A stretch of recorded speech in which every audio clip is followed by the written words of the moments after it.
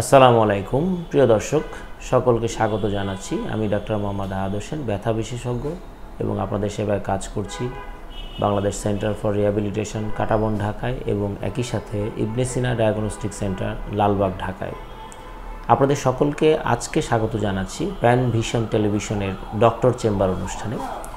এই অনুষ্ঠানটি আপনারা সচরাচরই দেখে থাকেন এবং বিশেষজ্ঞ চেম্বারে ডক্টরদের সাথে সরাসরি এই ভিডিওর মাধ্যমে তথ্যগুলো আপনাদেরকে ছড়িয়ে দেয় প্যান ভিশন টিভি। আমি প্যান ভিশন টিভিকে ধন্যবাদ জানাচ্ছি আমাকে আমন্ত্রণ জানানোর জন্য। আজকে খুবই গুরুত্বপূর্ণ একটি বিষয় নিয়ে আপনাদের সাথে শেয়ার করতে চাচ্ছি, সেটি হচ্ছে কোমরে ব্যথা। আমরা সাধারণত চেম্বারে যে ধরনের পেশেন্ট দেখি, মূলত কোমরে ব্যথায় কিন্তু অধিকাংশ পেশেন্টই আমাদের কাছে আসেন এবং এই কোমরে ব্যথার বিস্তর কারণ রয়েছে। খুব কমন কিছু বিষয় নিয়ে আজকে কথা বলবো এবং এই বিষয়গুলো থেকে আপনারা শারীরিকভাবে কি বিষয় অবলম্বন করলে ভালো থাকতে পারবেন, আজকের এই সংক্ষিপ্ত ভিডিওতে আমি এই তথ্যগুলো আপনাদেরকে দিব। কারণ আমরা জানি যে সবসময় ওষুধের মাধ্যমেই ভালো হতে হবে এটি জরুরি নয়। অনেক সময় সুস্থ থাকার জন্য সঠিক সুন্দর জীবন ব্যবস্থা এটি কিন্তু আপনাকে অনেকভাবে সুস্থ রাখতে পারে এবং কোমরে ব্যথা খুব গুরুত্বপূর্ণ একটি অংশ। কারণ হচ্ছে যে কোমরে ব্যথা যদি হয় তাহলে দেখা যায় আপনার কাজে প্রশান্তি লাভ করেন না, আপনার কর্মক্ষেত্রে আপনি পিছিয়ে যাচ্ছেন, পারিবারিক ক্ষেত্রে পিছিয়ে যাচ্ছেন, বিভিন্ন কাজে আপনি কিন্তু পিছিয়ে যাচ্ছেন। তো প্রিয় দর্শক, শুরুতেই আমরা বিষয়টা জানবো, সেটি হচ্ছে কোমরে ব্যথার কি কারণ থাকতে পারে। মূলত আমি যখন কারণগুলোকে অ্যানালাইসিস করি তখন খুব চারটি কারণকে আমি প্রাধান্য দিই। প্রথম কথা হচ্ছে যে এই কারণগুলোর মধ্যে আমাদের শরীরের যে গঠন, তার মধ্যে হাড় থাকে, মাংসপেশি থাকে, কিছু সংযুক্তকারী পদার্থ যেটাকে আমরা লিগামেন্টস বলি বা আপনারা রগ বলে থাকেন সেটি থাকে এবং সর্বোপরি স্নায়ু বা নার্ভ থাকে। এই চারটি সোর্স থেকেই কিন্তু আসলে কোমরে ব্যথা হতে পারে। অনেকেই মনে করেন কোমরে ব্যথা হলেই মনে হয় শুধু আমার ডিস্কের প্রবলেম বা অন্য কিছু, এটা কিন্তু না। এটার একটা গুরুত্বপূর্ণ অংশ হচ্ছে যে কোন জায়গাটা থেকে ব্যথা হচ্ছে সেটি আপনাকে চিহ্নিত করা।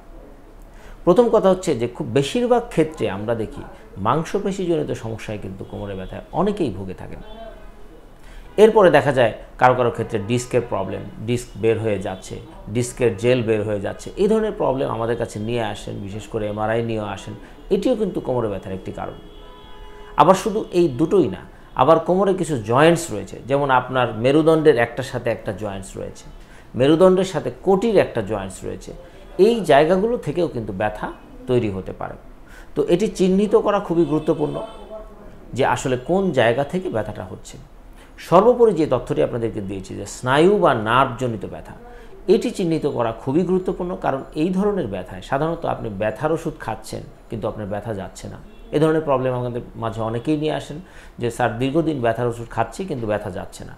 এই ধরনের ক্ষেত্রে আমরা যদি শারীরিক পরীক্ষা করি এবং কিছু ফিজিক্যাল এক্সামিনেশন করি তখন কিন্তু আমরা নিশ্চিত হতে পারি যেটি আসলে নার্ভের সমস্যা থেকে থাকতে পারে। তো প্রিয় দর্শক, কারণগুলো নিয়ে আমি আপনাদেরকে বলার চেষ্টা করেছি। এখন আমি যেটি বলবো সেটা হচ্ছে আপনারা কিভাবে এই জায়গাগুলো থেকে ভালো থাকতে পারেন। প্রথম কথা হচ্ছে কোমরে ব্যথা বেশিরভাগ ক্ষেত্রে ভোগেন আমাদের দেশের মহিলারা এবং তারা কিন্তু প্রচণ্ড কাজের প্রেশার নেন, নিচে বসে কাজ করেন, অনেক সময় নিজের বসা বা হাঁটা চলা এগুলোর দিকে কিন্তু খেয়াল করেন না, তারা বিস্তর সময় নিয়ে কাজ করেই যাচ্ছেন।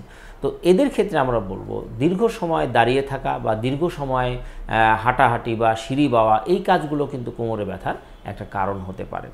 তো মনে রাখবেন যে সাময়িক কোমরে ব্যথা হয়তোবা কোনো কারণে ভালো হয়ে যায়, বাট যদি আপনি দীর্ঘ সময় একই ধরনের অঙ্গভঙ্গি করে থাকেন বা সতর্ক না হন তাহলে কিন্তু এই ব্যথাটি দীর্ঘমেয়াদী ব্যথায় রূপান্তরিত হয়। তখন দেখা যাচ্ছে এর সাথে অন্যান্য অনেক কম্পোনেন্টসগুলো সংযুক্ত হয়ে ব্যথাটি জটিল করে ফেলে এবং এই অবস্থায় কিন্তু চিকিৎসায় ব্যথা নিয়ন্ত্রণে আসে না। তাহলে প্রথম কথা হচ্ছে আমাদের চলাচল এবং হাঁটা বসাকে পরিবর্তন করা। কীভাবে পরিবর্তন করতে পারেন? আমরা প্রথমে বলি যে যারা দীর্ঘ সময় দাঁড়িয়ে কাজ করতে হয় তাদেরকে কিছুটা বিশ্রাম নিয়ে কাজ করা। সেটা বিশ্রামটা কেমন? আপনি তো কাজের মাঝে বিশ্রাম নিতে পারেন না, তো সেক্ষেত্রে আমরা বলবো যারা রান্নাবান্না করেন তাদের ক্ষেত্রে রান্নাঘরে একটু টুলের ব্যবস্থা রাখলেন, যে তারা একটু টুলে বসে নিলেন, আবার কাজ করেন, এটা হতে পারে।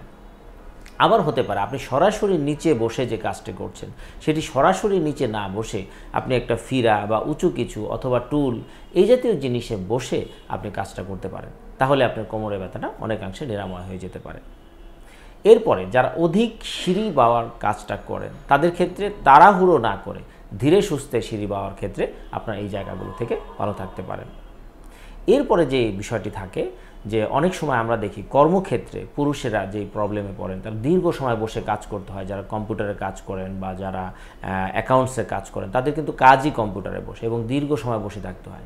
তাদের ক্ষেত্রে আমরা বলি মাংসপেশিজনিত ব্যথা কিন্তু কোমরে খুব বেশি অ্যাফেক্টেড হতে পারে, এবং এটা যদি চিকিৎসায় আসা না যায় এবং আপনি যদি সঠিকভাবে এটাকে চিকিৎসা না করেন বা নিজে কোনো পদক্ষেপ না নেন, তাহলে এটা দীর্ঘমেয়াদী স্নায়ুজনিত ব্যথায় রূপান্তরিত হয়। তাদের ক্ষেত্রে বসার পদ্ধতিটা পরিবর্তন করা খুবই গুরুত্বপূর্ণ। যেমন আপনি যে দীর্ঘ সময় বসে কাজ করছেন, তার ভেতরে আপনি 2 থেকে 5 মিনিট একটু বিশ্রাম নিয়ে আসেন। এটার জন্য কিন্তু শোয়ার প্রয়োজন নাই বা আলাদা কোনো জায়গায় যাওয়ার প্রয়োজন নাই। আপনি আপনার অফিসের চারপাশে একটু হেঁটে নিন, তাহলে আপনি আবার কাজ করতে পারবেন। অথবা একই ভঙ্গিতে কাজ করছেন, প্রয়োজনে ভঙ্গিটা চেঞ্জ করে নিন, আবার কাজ করুন। আমরা এক্ষেত্রে স্পেশালি যেটা বলি, চেয়ারটাকে টেবিলের খুব কাছে অবস্থান করা, তাহলে দেখবেন যে পেছনটা, চেয়ার যখন আপনি কাছে নিয়ে আসবেন তখন পেছনে হেলান দিয়ে কাজ করতে পারবেন, এবং তখন কিন্তু আপনার ব্যথাটা কোমরের যে পেছনের যে মাংসপেশিগুলো, এগুলো স্ট্রেসে কম থাকবে, এগুলো প্রেশারে কম থাকবে এবং কোমরের ব্যথা থেকে ভালো থাকতে পারবেন। এটি একটি গুরুত্বপূর্ণ অংশ। এছাড়াও দেখা যায়, আমরা বলি দীর্ঘমেয়াদী যারা হাঁটা চলার অভ্যাস, তারা কেটস পরে হাঁটলে কোমরের ব্যথাগুলো কম হয়, এটি গুরুত্বপূর্ণ। এছাড়া আমরা একটা গুরুত্বপূর্ণ পরামর্শ দিই, সেটি হচ্ছে যে ঘুমানোর সময় আপনারা সঠিক পদ্ধতিতে ঘুমান। যখন আপনারা ঘুমান তখন ঘাড়ের নিচে বালিশ দিয়ে যদি ঘুমান তাহলে, এবং কোমরের এই অংশটা, কোমর এবং পিঠের অংশের মাঝখানে একটা টাওয়েল দিয়ে ঘুমান, তাহলে কিন্তু কোমরের ব্যথার অংশ কিছুটা নিরাময় হতে পারে। সর্বোপরি আপনার ওজন নিয়ন্ত্রণ খুবই গুরুত্বপূর্ণ বিষয়। ওজনের মাধ্যমে কিন্তু কোমরের জয়েন্টসগুলোতে প্রেশার পড়ে, কোমরের বিভিন্ন জয়েন্টসে প্রেশার পড়ে, এবং এক্ষেত্রে দেখা যায় যে ডিস্কজনিত বা নার্ভের প্রেশারজনিত ব্যথা আপনাকে গুরুত্বপূর্ণভাবে ভোগাতে পারে। তাহলে ওজন নিয়ন্ত্রণটা খুবই গুরুত্বপূর্ণ।